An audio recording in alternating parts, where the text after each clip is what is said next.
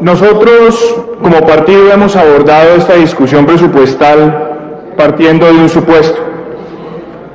La discusión del presupuesto en un país es quizás una de las más importantes en la discusión del futuro y del presente, porque el presupuesto es el esqueleto de las políticas públicas y es el alma del voto programático. Y nos parece muy importante que esta discusión la miremos de manera profunda, señor ministro. A diferencia de lo que usted ha planteado, creo que esta discusión en las comisiones conjuntas ha sido por lo menos algo pueril y anodina. No hemos podido entrar en mucha sustancia y quisiera plantear hoy acá a los señores senadores algunas razones por las cuales no acompañamos este presupuesto. Ya la senadora Guerra habló sobre el derroche y creo que es muy importante en el contexto de esta discusión saber que el presupuesto sin deuda creció muy por encima del crecimiento promedio de la economía y que el recaudo tributario tuvo un crecimiento de más del 47% en los últimos 4 años. Y yo me pregunto, señor ministro, le agradezco que nos preste un poco de atención. Ya que no hubo debate en comisión, por lo menos acá, tener el oído atento del gobierno vale la pena para que los colombianos sepan lo que se está discutiendo, que no es menor. Aquí se le está hablando al país de un presupuesto desfinanciado de más de 12.5 billones de pesos. Senador Roy Barreras, le pido el favor que nos escuchen. Y se ha ocultado, señor ministro, se ha ocultado que la razón por la que hemos llegado acá es por ese hueco fiscal que sí existe. Y sí existe porque hace 2 meses, cuando se presentó el marco fiscal de mediano plazo, ustedes mismos le estaban diciendo adiós al impuesto del patrimonio y le estaban diciendo un adiós lento al impuesto del 4 por mil. Pero la segunda razón por la cual no acompañamos este presupuesto es porque se está llevando al país algo muy peligroso, que es una dictadura tributaria. Y la dictadura tributaria, señor ministro, la detonan varias cosas. La primera, usted ha interpretado el artículo 347 de la Constitución, que permite presentar un presupuesto desfinanciado para una vigencia. Ese fue el espíritu del constituyente, para una vigencia. Y usted cita ahora unas jurisprudencias de la Corte Constitucional con los precedentes del 2006 y del 2000. Se conocen, señor ministro, pero hay una gran diferencia.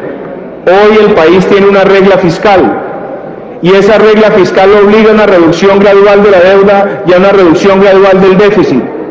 ¿Qué quiere decir eso? Que cada vez que el gobierno presente un presupuesto desfinanciado, automáticamente va a detonar una reforma tributaria. Y usted hoy le ha presentado al país una reforma para 4 años que aspira a recaudar más de 48 billones de pesos, con algo muy grave. Hay una competencia natural que le asiste a las comisiones terceras del Congreso por su especialidad en los temas tributarios, y la opción que ha tenido el gobierno, mimetizándola en una ley de financiamiento, es traerlo a las comisiones conjuntas, y creo que allí se está cometiendo un gran error, no solo por el camino hacia la dictadura tributaria, sino por no permitir un debate más profundo sobre los temas que competen a los ciudadanos. Pero lo más grave aún es que la reforma que se ha presentado tributaria afecta a sectores productivos en un momento muy difícil.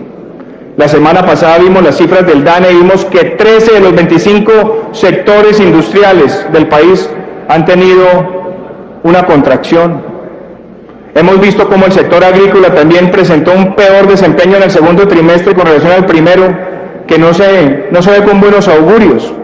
Y también hemos visto el sector mineroenergético presentar grandes dificultades adicionadas a una caída importante de las exportaciones.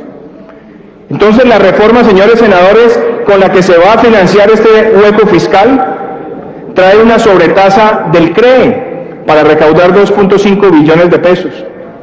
Y entonces uno se pregunta, señor ministro, Usted nunca socializó eso, nunca lo comunicó a la opinión pública.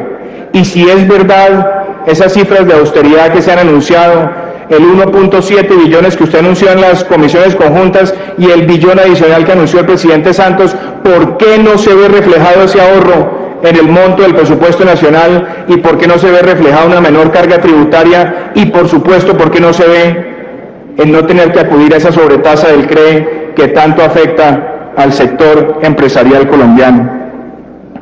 Pero adicionalmente nos ha traído el impuesto a la riqueza, cambiándole la naturaleza al impuesto al patrimonio.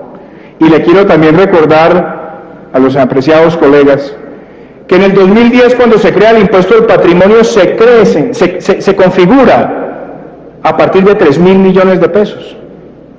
Pero en el año 2010, por una razón extraordinaria, que era la oleada invernal, el gobierno lo bajó a una base gravable de 1.000 millones de pesos. Y hoy con el impuesto a la riqueza se quiere volver esa ampliación extraordinaria de la base permanente. Y mire, hay sectores en este país, señor ministro, que van a tener que pagar 3 veces por el mismo patrimonio, por renta presuntiva, por impuesto predial y por patrimonio. Pregúntese, ¿cómo le dice uno eso al pueblo colombiano ahora cuando se están avecinando momentos de turbulencia? Y también, mírelo desde este punto de vista, ¿por qué estamos ampliando esa base del impuesto a la riqueza cuando el 90% del recaudo de ese impuesto está en patrimonios superiores a los 3.000 o a los 5.000 millones de pesos? Hay que tener cuidado con esa aproximación. Y le agrego otra medida que está contemplada allí: la eliminación de las devoluciones a los pagos con tarjetas débito y crédito, que fue un instrumento para incentivar la bancarización y para promover el consumo en la clase media.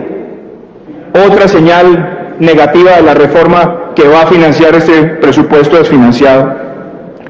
La tercera razón, señor ministro, tiene que ver con la eficiencia del gasto. Ya la senadora Guerra habló de algunas razones.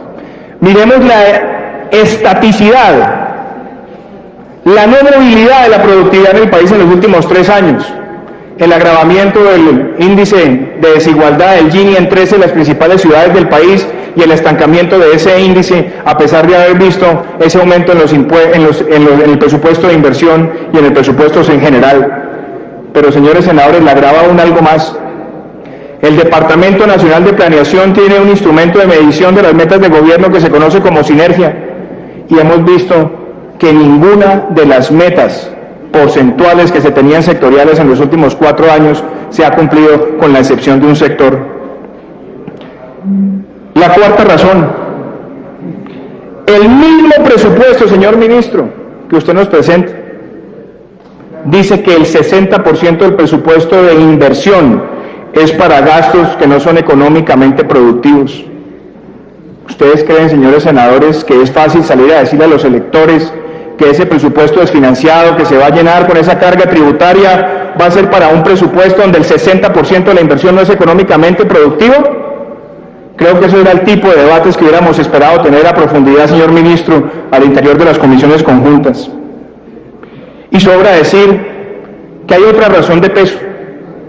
El Centro Democrático insistió que es una mala práctica tener partidas globales que se prestan para un manejo dudoso en la relación del Ejecutivo con el Legislativo. A pesar de los anuncios, hoy subsisten 2 grandes partidas globales, señores senadores, y que yo creo que a todos les deben interesar. La primera, en el presupuesto regionalizado hay 1.8 billones de pesos que aún aparecen por regionalizar. Sería bueno saber cuál va a ser esa distribución. Y aún subsiste en el presupuesto del Ministerio de Hacienda cerca de 1.2 billones de pesos para proyectos por distribuir. Otra gran partida global. Otra razón, señor ministro: la sostenibilidad y la consistencia de este presupuesto con el marco fiscal de mediano plazo sí importa. Y sí importa porque usted nos dijo en el mes de junio, a sabiendas que ya la Agencia Internacional de Energía empezaba a alertar sobre los precios del petróleo, que el precio que íbamos a tener durante la próxima década iba a ser de $100. Y, señores senadores, ya la realidad nos muestra que el precio del petróleo está bordeando los $80. Por cada dólar que cae el precio del petróleo con relación al marco fiscal, la nación deja de recibir cerca de 350.000 millones de pesos al año. Y en materia de producción también nos decía el marco fiscal de mediano plazo que íbamos a producir 1 millón de barriles.